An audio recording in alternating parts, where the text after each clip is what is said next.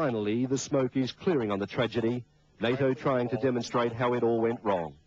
This was the first attack, a farm compound near Jakovica, a legitimate target, they claim, because the large explosion might have indicated a hidden fuel store. A pilot also attacked vehicles outside, wrongly believing they were Serbs who'd been torching local homes. Then the jets turned south, hearing reports of a large convoy.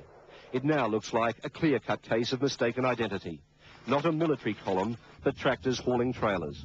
One bomb misses a vehicle, it emerges from the fireball on the right, but a second veers off the road, exactly as shown by Serb TV. For 40 minutes, the F-16s attacked, until a lower, slower A-10 tank buster reported civilian vehicles. As we watch these videos in the comfort of this room and on a large display, it appears possible the vehicles are tractors. As I reviewed the tapes with the pilots, they agreed. However, they were emphatic that from the attack altitude to the naked eye, they appeared to be military vehicles. But then it was business as usual. NATO wants to cripple Serbia's oil supplies, now appealing for a naval blockade, but France objecting because of its impact on Serb civilians. In the industrial city of Novi Sad, some of those people crowd barges to cross the Danube, most of the city's bridges destroyed by NATO. In Albania, the Allied military bases continue to swell, and the NATO campaign begins a new phase later this week when America's Apache helicopters arrive. The Apaches will give NATO the military muscle to directly go after the Serb forces in Kosovo, the troops and the tanks carrying out the atrocities and the ongoing ethnic cleansing. 850,000 Kosovar Albanians are thought to be left inside the province, hounded and terrorized. And all alone in the world, this 83-year-old woman, she refuses to leave this border post, hoping her sons are still alive. In Albania, Lane Kelcut, National 9 News. Encouraging signs tonight that the 2 Australian aid workers being held captive in Yugoslavia could soon be freed.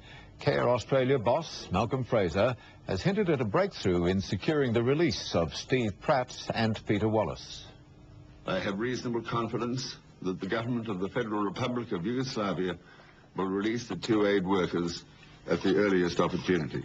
The federal government has appointed Mr Fraser as a special envoy to help. Yugoslavia has met the 2 Australian aid workers held for alleged spying. Consular access to Steve Pratt and Peter Wallace has been a consistent Australian demand.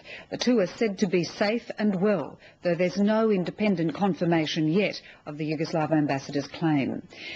But first, even as NATO pressed on with the bombing campaign, the alliance has finally made a detailed admission that it bombed 2 civilian convoys in Kosovo last week. For days, the NATO spokesman has been promising to produce a full explanation for the apparent bombing of civilians. You want the facts? Today, you're going to get them. The man who's been conducting the investigation into just what happened last Wednesday started with a qualification. This is a very complicated scenario, and we will never be able to determine all of the exact details. He then went into a minute-by-minute description of events, including 2 attacks. The first, northwest of Jakovica, came after F-16 pilots observed vehicles setting fire to homes. They targeted a vehicle in this C-shaped building with others in the courtyard, certain they were involved in the house burning. We are now convinced that in the first incident, we struck a valid military target. It was a vehicle directly involved in the burning of homes. This was the scene shown by Serb television after that attack. Soon after, and further south, the pilots picked up the convoy which has been the centre of journalists' inquiries. Again, they believed they were looking at military vehicles. As we watch these videos in the comfort of this room and on a large display, it appears possible the vehicles are tractors. Are tractor-type vehicles. As I reviewed the tapes with the pilots, they agreed. However, they were emphatic that from the attack altitude to the naked eye, they appeared to be military vehicles. While admitting civilians may have been killed in both attacks, NATO also claims some of the death and destruction shown could have been created by the Serbs themselves. I make several passes. And what of the famous pilot audio tape released after the attacks? Well, apparently that was from yet another earlier bombing in the area on the same day. Meanwhile, Serbian television has been trying to disprove NATO's claims of mass graves in Kosovo containing Albanian civilians. It showed what it said was the village of Izbica and rolling hills with no sign of mass graves. To bolster its claim that the NATO pictures were doctored, it spoke to people identified as Albanian farmers.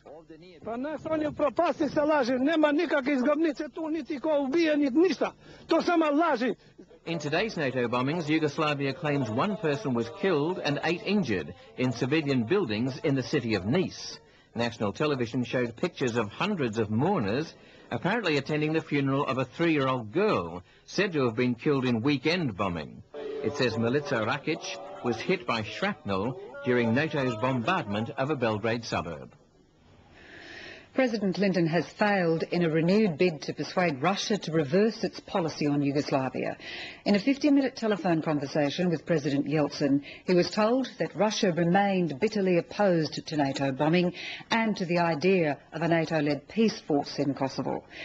Meanwhile, speculation about a ground invasion has increased with the arrival of the first NATO combat troops in Albania. A US transport plane landing at Tirana airport in Albania, heralding a new phase in the Balkan War. On board, the first US combat troops to arrive in the region. The official line is their duties will be humanitarian, but for how long, no one knows. Russia's President Boris Yeltsin remains bitterly opposed to any intervention, telling President Clinton by phone that Serbia would never capitulate. But he also assured him that Russia would not enter the conflict. For the moment, it's by sea rather than on land that the US hopes to open up a new front, calling for help in cutting off shipments of oil. It doesn't make a lot of sense to be putting some of the pilots at risk that we currently are to choke off his military abilities and then let another source resupply. It's an admission that aerial bombardment has failed to exhaust Serbia's supplies.